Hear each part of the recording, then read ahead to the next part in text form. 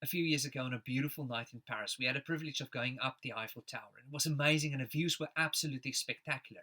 However, as we got to the top, we were told that the top of the tower was designed to move in the wind. Now, friends, trust me, when you're that high up, you don't really want to hear that the structure you're standing on is flexible. At that moment, I wanted the whole Eiffel Tower to be immovable, not feel as though we were going to topple over at any moment because of the wind blowing against it. The truth, though, is quite the opposite. It's precisely because of this inbuilt flexibility in the structure that the tower is able to withstand incredible forces of nature.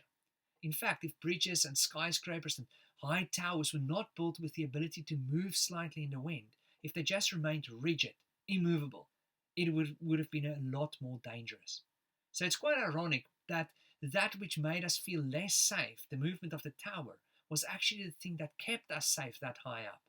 It's the flexibility of the Eiffel Tower and not its immovability that made it stood the test of time. When the foundations are strong, the rest of the structure can be flexible. Friends, I think there's a great lesson for all of us in that as well. All over the world, we're in a similar situation. The forces of nature are pushing against us.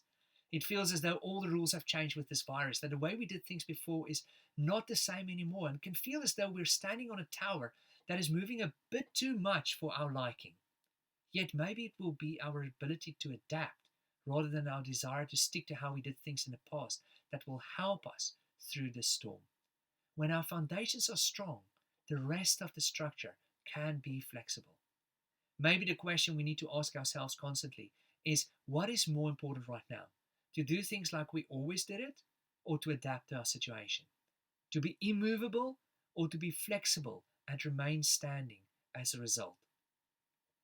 It may be that you're used to doing holidays or business or friendship or even church in a certain way, and suddenly you can't. And a part of you want to kick against all the change and stubbornly hold on to how you've always done things in the past. Friends, when our foundation is strong, the rest of the structure can be flexible. Maybe what we all need to learn right now is that we should be a bit more flexible when it comes to how we're doing things day by day, while making sure it's our foundation that remains immovable. If we do that, I believe we are all going to remain standing through this storm.